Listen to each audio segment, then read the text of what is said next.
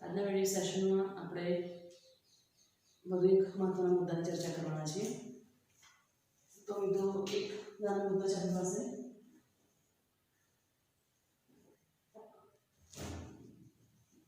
જનન સંકેત અને વિકૃતિ.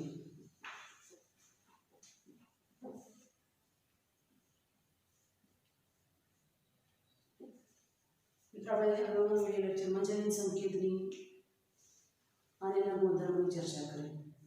હવે આજે આપણે જનન સંકેત અને એની સાથે વિકૃતિને સમજીએ છીએ. મિત્રો જનન સંકેત જે છે, આ જનન સંકેત ચોક્કસ પ્રકારના એમિનો એસિડનું સંકેતન કરે છે. જે ત્રિઅક્ષરી જનન સંકેત છે, જે આપણે ગેમો આપેલા છે, આ ત્રિઅક્ષરી જનન સંકેત ચોક્કસ એમિનો એસિડનું સંકેતન કરે છે.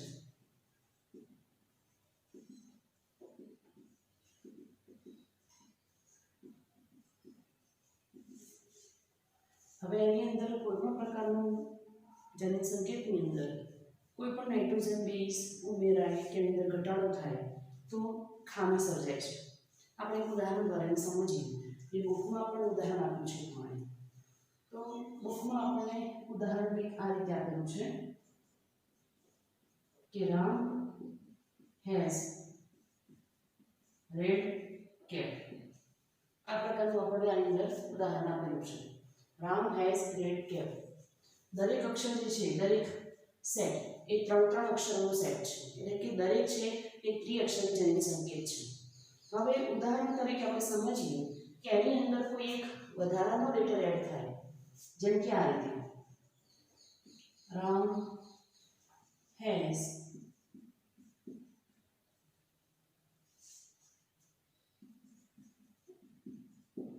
સી. તમે જુઓ અહીંયા એક વધારાના અક્ષર તરીકે એડ થાય છે બી. અહીંયા આપણે કોને ઉમેર્યો છે? બી ને ઉમેર્યો છે. તમે જુઓ એના મીનિંગમાં કેટલો ફેરફાર આવી ગયો છે. હવે આપણે બી ની સાથે આઈ ને પણ ઉમેરીએ તો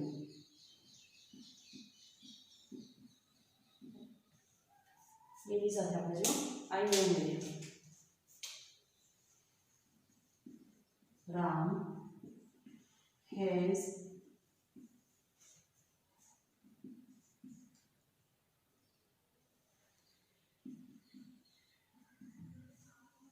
કંઈક આ પ્રકારે આપણને મળે.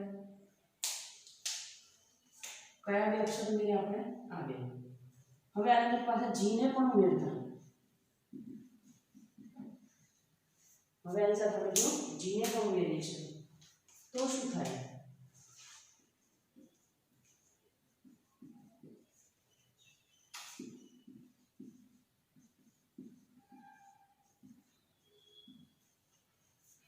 કેટલા લેટર્સ આપણે એડ કર્યા એની અંદર? 3 letters. Ram has big red cap. બરાબર. તમે જુઓ આખા વાક્યનું મીનિંગ કેવું બદલાઈ જાય છે. હવે આની અંદરથી જો આપણે ક્રમશઃ રેડ ને દૂર કરીએ તો ક્રમશઃ દૂર કરીએ એટલે સૌપ્રથમ આપણે એની અંદરથી દૂર કરીએ છીએ આર ને. કોને દૂર કરીએ છીએ મિત્રો? આર ને દૂર કરીએ છીએ. તો આપણે કંઈક આ રીતે લખીએ. આર ને આપણે દૂર કરીએ છીએ. શું મળશે સ્ટ્રક્ચર? આ પ્રમાણેનું. બીજી વખત આપણે આર સાથે ઈ ને પણ દૂર કરીએ છીએ તો આપણે શું મળશે?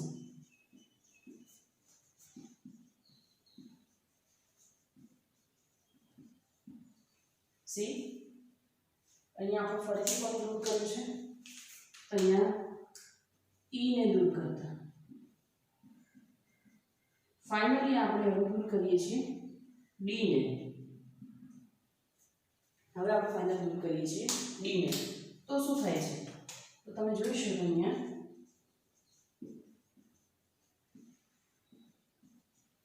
ડી ને આપણે દૂર કરી દીધું. શું વધ્યું? સીએપી. જે લેટર્સ દૂર કરે છે હું બ્લેક થી કવર કરું છું.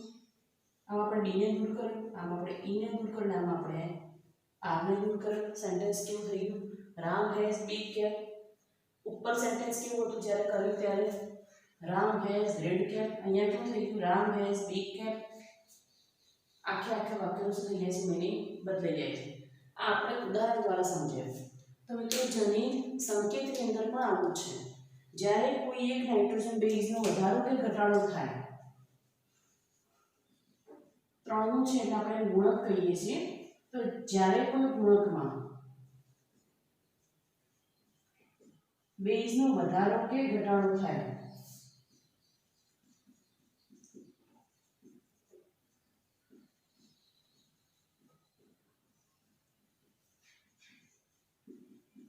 ત્યારે આગળના ગુણકમાં જે છે એ મોટા ફેરફારો આવે છે.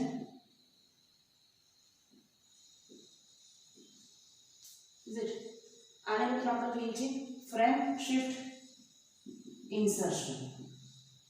શું કહીએ છીએ આને? ફ્રેમ શિફ્ટ ઇન્સર્શન, અથવા આને કહેવાય મિત્રો લોપ. કોનો લોપ થઈ ગયો અહીંયા? તો અહીંયા આ જે શબ્દ છે રેડ કેપ, આખે આખે શું થઈ ગયું છે? લોપ થઈ ગયો છે. નવો શબ્દ શું ઉમેરાઈ ગયો? બી ઉમેરાઈ ગયું. આનું ઉદાહરણ મિત્રો આપણે ક્યાં જોયું હતું? તો આનું જે બોડીમાં જોવા મળતું કોમન એક્ઝામ્પલ છે એ છે મિત્રો સિકલ સેલ એનિમિયા દરમિયાન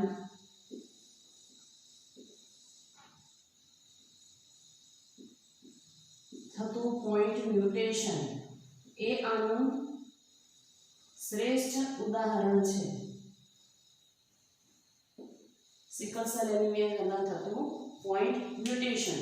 આપણને ખબર છે એની અંદર શું થાય છે? તો હિમોગ્લોબિનની બીટા સાંકળમાં રહેલા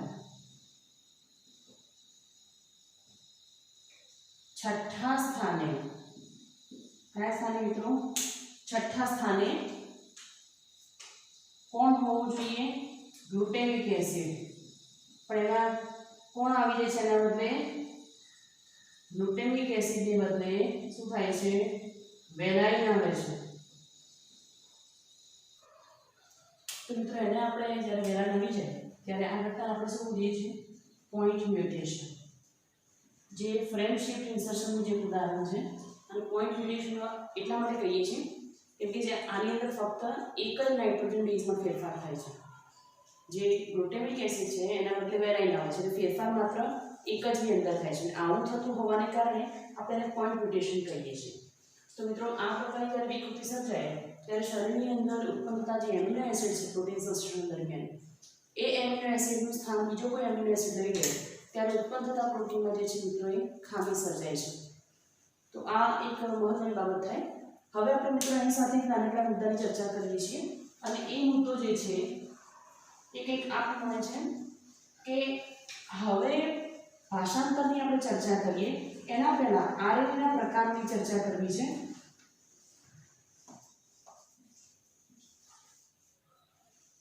એના પહેલા મિત્રો આપણે ચર્ચા કરીએ છીએ આરએનએના પ્રકારોની.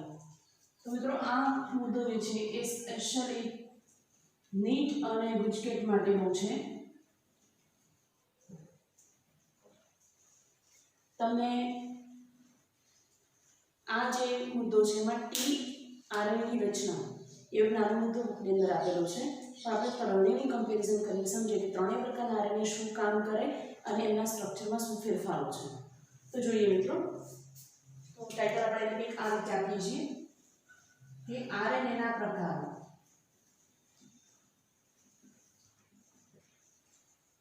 આપણી પાસે મિત્રો 3 આરએનએ છે જેમાંથી આપણે સૌથી પહેલા સમજીએ છીએ એમઆરએનએ.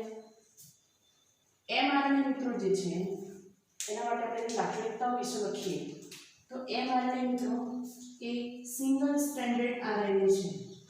એટલે કે એક કુંતલાકાર.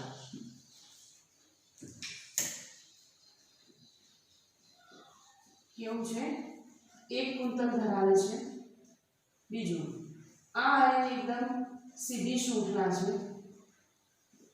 આમાં વચ્ચે તમને કોઈ પ્રકારના વળાંક કે વળ જોવા મળતા નથી.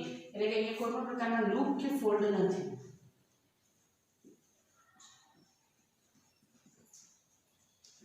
કેવા છે? બિલકુલ સીધા છે. બીજું મિત્રો, આ પ્રકારના જે આરએનએ છે એટલે કે મેસેન્જર આરએનએ એ શરીરમાં આવેલા કુલ આરએનએના ફક્ત 3 થી 5% જેટલા છે. કુલ આરએનએ ફક્ત 3 થી 5% જેટલા છે. આનું જે કદ છે મિત્રો સૌથી મોટા પ્રમાણમાં જોવા મળે એટલે આનું જે કદ છે મિત્રો લગભગ 5 લાખ ડાલ્ટન જેટલું છે, કારણ કે આ કદમાં સૌથી મોટા છે. કદમાં સૌથી મોટા આરએનએ છે અને એનું કદ જે છે મિત્રો 5 લાખ ડાલ્ટન જેટલું છે, જે સાપેક્ષે આરઆરએનએ અને ટીઆરએનએ બંને કરતાં ખૂબ વધારે મોટું છે. આ જે આરએનએ છે મિત્રો એને અન્ય કોઈ નામથી આપણે ઓળખતા નથી, પણ એ શું કરે છે તો ડીએનએ નું પ્રતિનિધિત્વ કરે છે. કેવી રીતે કહી શકાય તો તમે સમજો કે મેં તમને વાત કરી ગઈકાલે કે પ્રત્યાયન કરવા માટે શું બને છે, પ્રત્યાયન શું છે, એમઆરએનએ બનવાની પ્રક્રિયા છે. કારણ કે જે પ્રોટીન ઉત્પન્ન થવાનું છે, પ્રોટીન ક્યાં ઉત્પન્ન થાય છે, કોષરસમાં, અને પ્રત્યાયન પ્રક્રિયા ક્યાં થાય, કોષ કેન્દ્રની અંદર. હવે જે આ જે પ્રોટીન છે એ પ્રોટીન ઉત્પન્ન થવા માટે એમિનો એસિડ માટે એક ચોક્કસ માહિતી જોઈએ. ડીએનએ કોષ કેન્દ્રને ત્યજીને ક્યારેય કોષરસમાં આવવાનું નથી. તો ડીએનએ નથી આવી શકતો એટલા માટે પોતાના પ્રતિનિધિ તરીકે કોને મોકલે છે, એમઆરએનએ ને. એટલે હું હંમેશા કહું છું કે એમઆરએનએ પાસે શું છે તો ડીએનએ ની બધી જ જનીનિક માહિતી એ કોની પાસે છે, એમઆરએનએ પાસે છે. અને જ્યારે ડીએનએ ની માહિતી એમઆરએનએ પાસે હોય મિત્રો ત્યારે એને બોલાય કોડોન. એટલે શું બોલાય છે, કોડોન. એટલે પોતે શું ધરાવે છે, કોડોન ધરાવે. 3 શબ્દો છે મિત્રો, કોડાજન, કોડોન અને એન્ટીકોડોન. આ પણ તમારે નીટ માટે અગત્યનું છે. તો જ્યારે ડીએનએ ની માહિતી એમઆરએનએ પાસે હોય ત્યારે એને કહેવાય કોડોન. ડીએનએ ની માહિતી જ્યારે આરઆરએનએ ઉપર હોય ત્યારે એને કહેવાય કોડાજન, અને જ્યારે ડીએનએ ની માહિતી ટીઆરએનએ ઉપર હોય ત્યારે એને બોલાય એન્ટીકોડ. જોઈએ પછી તો આ પ્રકારની એની કેટલીક સામાન્ય બાબતો છે. હવે મિત્રો એનું સ્ટ્રક્ચર કેવું છે, એનું સ્ટ્રક્ચર કેવું છે તો એમઆરએનએ નું સ્ટ્રક્ચર બહુ સીધું છે. એક સીધી લાંબી શૃંખલા છે. અહીંયા બધા જ નાઇટ્રોજન બેઝ જે છે મિત્રો ગોઠવાયેલા છે.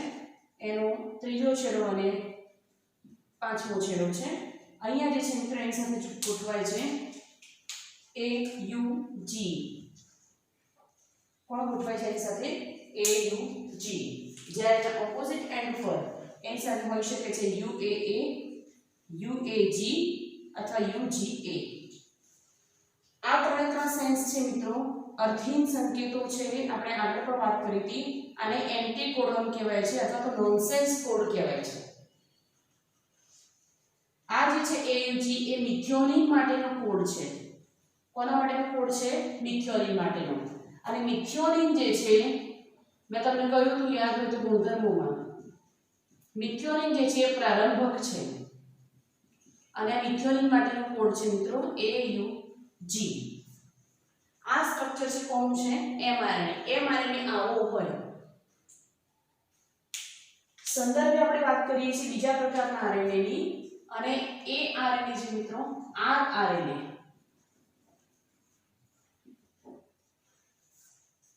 કોઈ વાત કરીએ મિત્રો આપણે આરઆરએનએ ની વાત કરીએ છીએ. આરઆરએનએ એક એવું સ્ટ્રક્ચર છે તો આરઆરએનએ પણ મિત્રો એક કુંતલ ધરાવે. ડીએનએ જે બેવડી કુંતલની શૃંખલા છે એવી નથી. અહીંયા કેટલી છે, એક કુંતલ ધરાવે. અહીંયા એક લૂપ ધરાવે છે. એને ઘણા બધા વળાંક છે, એનામાં ઘણા બધા ફોલ્ડ છે. કુલ આરએનએ ના આ 3 થી 5% જેટલા છે. આરઆરએનએ એ કુલ આરએનએ ના લગભગ 80% જેટલા છે. એનું પ્રમાણ કેટલું છે, લગભગ 80% જેટલું. આનું કદ મિત્રો 5 લાખ ડાલ્ટન જેટલું છે. આનું કદ 40,000 થી 1 લાખ ડાલ્ટન જેટલું છે.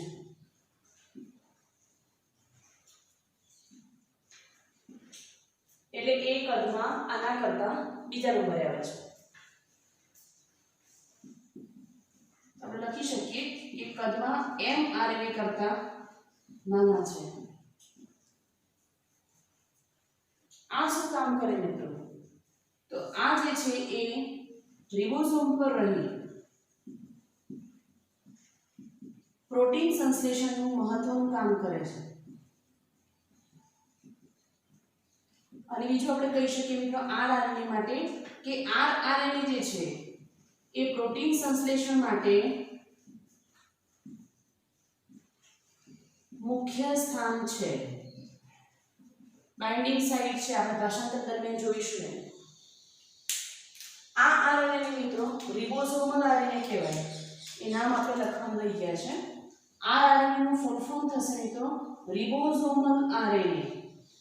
શું થશે? રિબોસોમલ RNA. આને આપણે કહીએ છીએ મેસેન્જર RNA. એટલે ગુજરાતીમાં એને કહીશું સંદેશાવાહક RNA. શું કહીએ છીએ મિત્રો એને? સંદેશાવાહક RNA.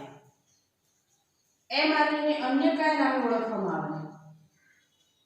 તો mRNA અન્ય નામે hnRNA તરીકે પણ આપણે ઓળખીએ છીએ. શું કહીએ છીએ? hnRNA તરીકે ઓળખીએ છીએ. RNA માટે આપણે કોઈ અન્ય નામ મિત્રો આપતા નથી. હવે મિત્રો વાત કરીએ છીએ કે ભાઈ tRNA કેવી રચના છે. આ બધા જ મુદ્દા ગુજકેટ અને નીટ માટે અગત્યના છે. પુસ્તકમાં કોઈ ઉલ્લેખ નથી. હવે આપણે વાત કરીએ છીએ મિત્રો tRNA કે tRNA કેવી રચના છે.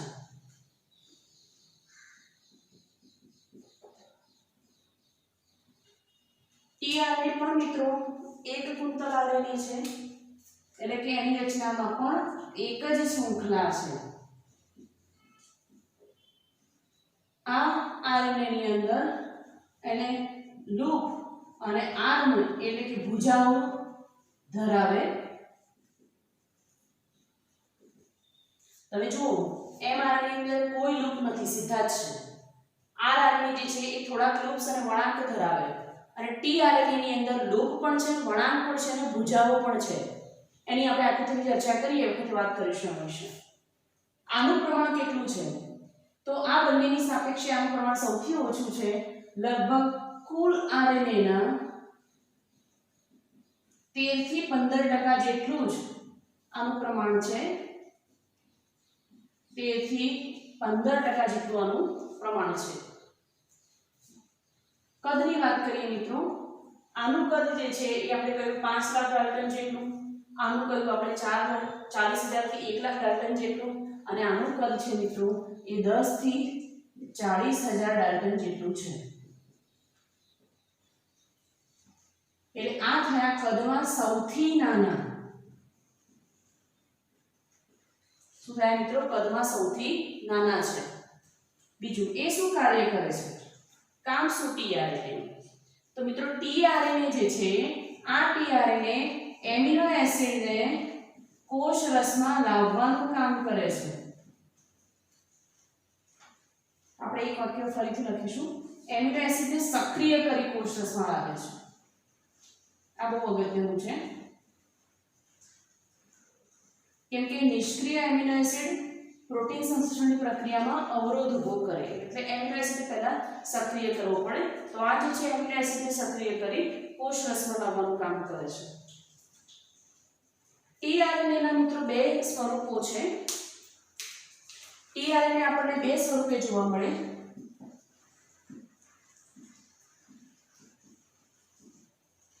એનું એક સ્વરૂપ છે હેરપિન સ્વરૂપ અને એનું બીજું સ્વરૂપ છે જેને આપણે કહીએ છીએ ક્લોવર લીફ સ્વરૂપ. ક્લોવર લીફ સ્વરૂપ આપણે બંનેની આકૃતિ સાથે ચર્ચા કરીએ છીએ. કમ્પેરિઝન મિત્રો બરાબર જોઈ લેજો. ત્રણેય પ્રકારના RNA કે mRNA, RNA અને tRNA ત્રણેય એક કુંતલ RNA છે. આ RNA ની અંદર mRNA સીધી શૃંખલા છે, કોઈ લૂપ નથી. RNA લૂપ ધરાવે. tRNA ની અંદર લૂપ પણ છે અને ભુજાઓ પણ છે. આ જે છે કુલ RNA ના 3 થી 5%, આ લગભગ 80% જેટલા અને પેલા જે છે 13 થી 15% જેટલા છે. આમાં જે કદ છે 5 લાખ ડાલ્ટન એટલે કે સૌથી મોટા છે. આ 40 લખી 1 લાખ ડાલ્ટન એટલે એના કરતાં બીજા નંબરમાં છે અને tRNA સૌથી નાના છે. હવે મિત્રો tRNA ને બીજા કયા નામે આપણે ઓળખીએ છીએ તો આ ખાસ યાદ રાખજો કે tRNA ને અન્ય નામોથી આપણે એને ઓળખીએ છીએ સ્મોલ nRNA snRNA તરીકે ઓળખવામાં આવે જેનું ફૂલ ફોર્મ થાય સ્મોલ ન્યુક્લિયર RNA. ખાસ યાદ રાખજો આવા જ પ્રશ્નો તમને ગુજકેટ અને નીટમાં પૂછાતા હોય છે. સ્મોલ ન્યુક્લિયર RNA અથવા એને બીજા નામે આપણે ઓળખીએ છીએ સોલ્યુબલ RNA.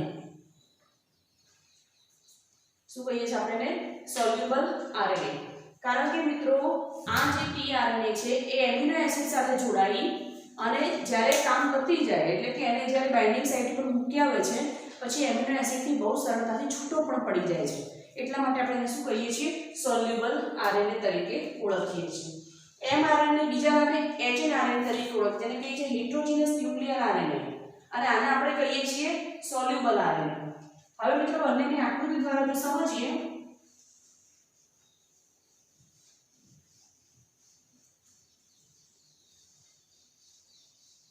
આ ખાસ યાદ રાખજો બહુ જ અગત્યના મુદ્દાઓ છે. તો tRNA ના મિત્રો આપણને બે પ્રકારો છે. પહેલો જે પ્રકાર છે એ છે હેરપિન સ્વરૂપ અને બીજો જે પ્રકાર છે એ છે મિત્રો ક્લોવર લીફ ફોર્મ. જો બંનેની આકૃતિ જોઈને એને સમજીએ તો આ જે હેરપિન ફોર્મ છે આ હેરપિન ફોર્મ મિત્રો તમને કંઈક આ પ્રકારે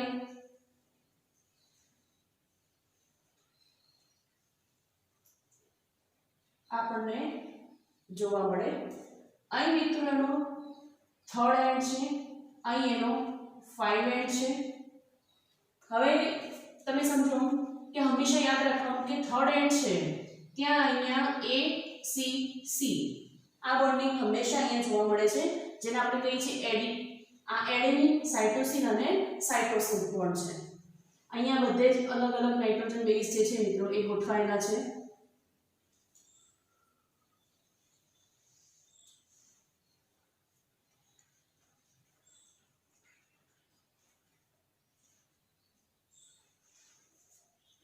આ જે ભાગ છે મિત્રો આ જે સાઇટ છે એને આપણે એન્ટીકોડ સાઇટ કહીએ છીએ. ગુજરાતીમાં કહીએ તો પ્રતિસંકેત સ્થાન. આ પ્રતિસંકેત માટેનું સ્થાન છે. ત્રીજો જે છેડો છે મિત્રો એને આપણે કહીએ છીએ એન્ટીજન બાઇન્ડિંગ સાઇટ.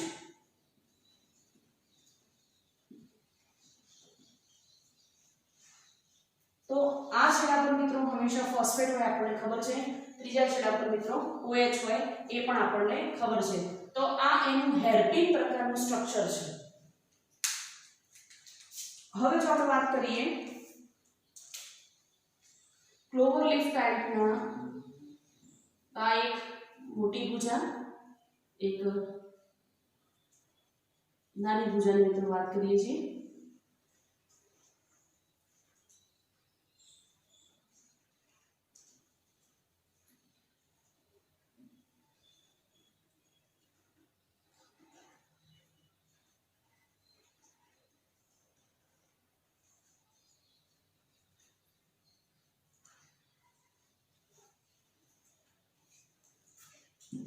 બરાબર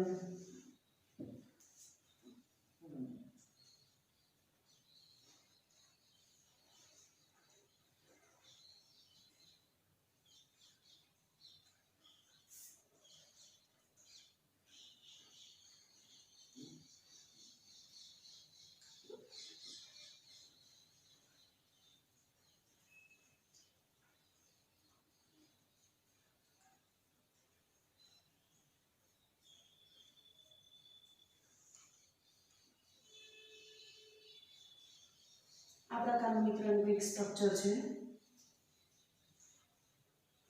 અને આ સ્ટ્રક્ચરની અંદર આવેલું આપણે પહેલા પણ કહ્યું હતું કે tRNA ની અંદર ભુજાઓ છે અને લૂપ પણ છે. તો આ જે છે એ tRNA ની ભુજાઓ છે. અહીંયા આપણે જોઈએ તો આ એનો ત્રીજો છેડો છે. મેં ફરીથી કહ્યું તેમ અહીંયા બોન્ડિંગમાં A C અને C કમ્પલસરી હોય છે. અહીંયા બધા જે છે નાઇટ્રોજન બેઝ મિત્રો ગોઠવાયેલા છે.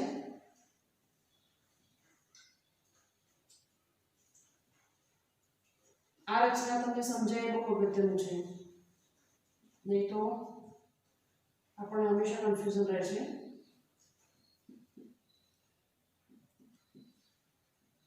આપણી બુકમાં જે આપણને આપી છે મિત્રો એ બીજા સ્ટેજના ટીઆરએનએ ની આકૃતિ આપેલી છે, જેને આપણે અનુકૂલક અણુ તરીકે પણ ઓળખીએ છીએ. આની દરેક ભુજાને આપણે સમજીએ છીએ.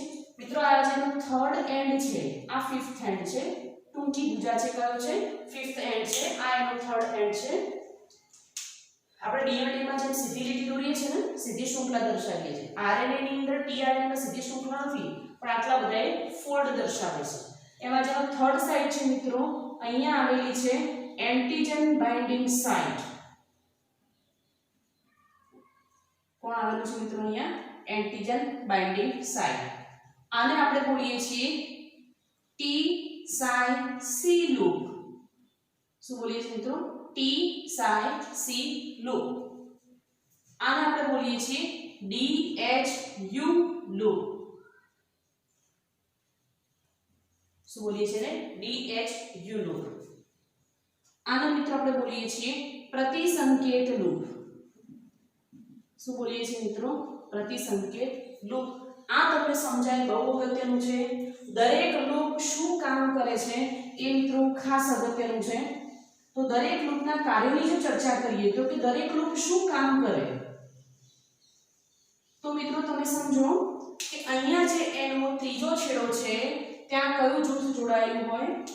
નામને જરા ઉપર લખું છું.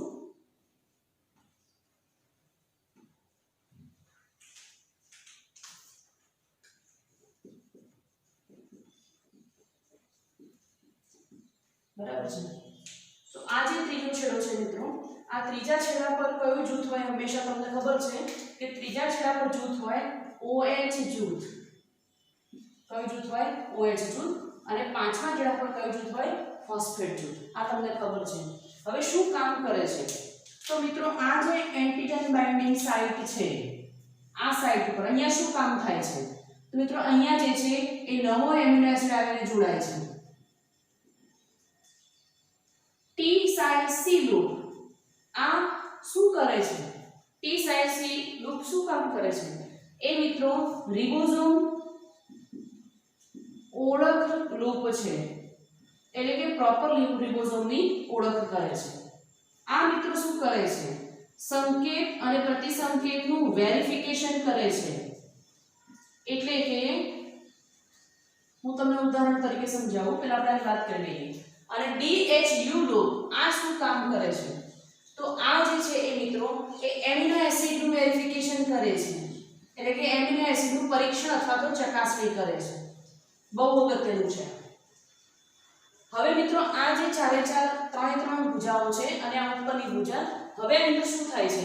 તો રિબોઝોમ ઓળખ લૂપ, આનું જે પૂરું નામ જોઈએ તો મિત્રો આ જે છે, પહેલા આપણે DH નું પૂરું નામ લખી લઈએ જેથી પેલાનું નામ સરળતાથી આપણે સમજી શકીએ. તો DHU લૂપનું પૂરું નામ શું થાય? આ પણ આપણને નીટ અને ગુજકેટમાં પૂછાતું હોય છે. તો આપણે એને બોલીએ છીએ ડાયહાઇડ્રોયુરિડિન લૂપ. શું થાય? ડાયહાઇડ્રોયુરિડિન લૂપ. હવે ટી સાઈ સી લૂપ કોને કહીએ છીએ આપણે? ટી ફોર મિત્રો થાય થાઇમિન. શું થશે? થાઇમિન.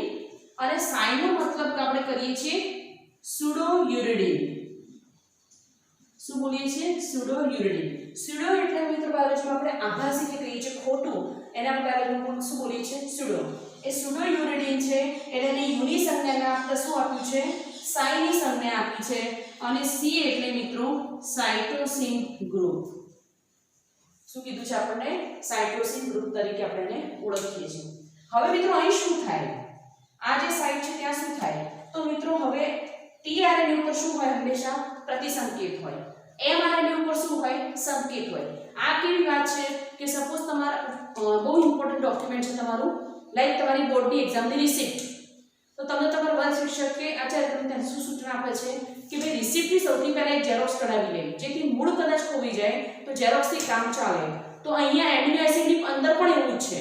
જે સંકેત છે, મુખ્ય સંકેત એ ઓરિજિનલ કોપી છે, પ્રતિસંકેત જે છે એ એની ઝેરોક્સ કોપી છે. મુખ્ય સંકેત એટલે કે ઓરિજિનલ કોપી કોની પાસે હોય? mRNA પાસે. અને mRNA પાસે જે મુખ્ય કોપી છે એ મિત્રો શું છે? AUG છે. શું છે એની સાથે? AUG છે. તો હવે આ AUG કઈ જગ્યાએ જોડાશે એની વાત કરો. આપણે અહીં મિથિયોનિનની વાત કરીએ છીએ. તો અહીંયા એની ઝેરોક્સ જે છે એ શું બનશે? A ની સાથે શું થાય? થાઇમિન. પણ RNA માં થાઇમિન આ તમે સમજો આ AUG એ મિથિયોનિન માટેનો શું છે મિત્રો? મુખ્ય સંકેત છે. બરાબર? પ્રતિસંકેત બરાબર તમને હાલ આવડી જશે. તેનો પ્રતિસંકેત શું થાય? પ્રતિસંકેત મિત્રો શું થાય? તો એ છે એડિનિન છે, એડિનિન થાઇમિન સાથે જોડ કરે પણ RNA ની અંદર થાઇમિન હોતો નથી. તેની જગ્યાએ શું આવશે? યુરેસિલ. આ યુરેસિલ છે તેની જોડ કોની સાથે થાય મિત્રો? એડિનિન સાથે. A આવશે. G કોની સાથે જોડ કરે? C સાથે. તો મતલબ મુખ્ય સંકેત શું થાય? AUG અને પ્રતિસંકેત શું થાય? UAC. તો અહીંયા જાણે UAC જ્યારે પણ હોય આ પ્રતિસંકેત રૂપ છે. અહીંયા પ્રતિસંકેત જોડાશે UAC. અહીંયા વેરિફિકેશન પૂરું થાય મિત્રો ત્યારે આ સ્થાને તમારું જોડાય AUG જે મિથિયોનિન માટેનો સંકેત છે. શું છે? મિથિયોનિન માટેનો સંકેત છે. તમારા પુસ્તકની અંદર મિત્રો જે લૂપ આપેલી છે આપણને એ લૂપ કંઈક આ પ્રકારે આપેલી છે. એ તમને હેરપિન સ્ટ્રક્ચર બતાવવાની કોશિશ કરી છે આ પ્રકારે. બરાબર છે? અહીંયા તમને આ જે છેડો કીધો છે ત્રીજો છેડો, પાંચમો છેડો, અહીંયા તમને ઉદાહરણ તરીકે આપેલું છે કે અહીંયા જોડાય છે UAC. તો મુખ્ય સંકેત તરીકે ઉપર શું જોડાય છે? AUG. આ તમને બીજા પ્રકારનું સ્ટ્રક્ચર આપેલું છે. તો નીટમાં મિત્રો આપણને બંને સ્ટ્રક્ચર ખૂબ વધારે અગત્યના છે. તો આ થાય મિત્રો tRNA ની સંપૂર્ણ માહિતી. આપણે મિત્રો આજના વિડિયો લેક્ચરમાં વિકૃતિ અને જનન સંકેતની વાત કરી અને RNA તમામ પ્રકારની વિસ્તૃત ચર્ચા કરી છે. tRNA ની બંને રચનાઓ ખૂબ મિત્રો અગત્યની છે. કઈ લૂપ શું કામ કરે બહુ અગત્યના મુદ્દાઓ છે. નીટ માટે આપણે ખૂબ અંદર ડીપમાં ગયા છીએ. તમે બરાબર સમજજો, વારંવાર લેક્ચરને વાંચજો, સમજજો અને તૈયાર કરજો. નીટ માટે પણ તમારી સાથે તૈયાર થઈ જશે. તો મિત્રો આજના વિડિયો લેક્ચર માટે આટલું જ. હજુ જો ચેનલને સબસ્ક્રાઇબ કરવાની બાકી હોય, મિત્રો સાથે શેર કરવાની બાકી હોય તો પ્લીઝ જલ્દી કરો જેથી તમામ વિડિયો તમને સિરીઝમાં મળતા રહેશે. Thank you.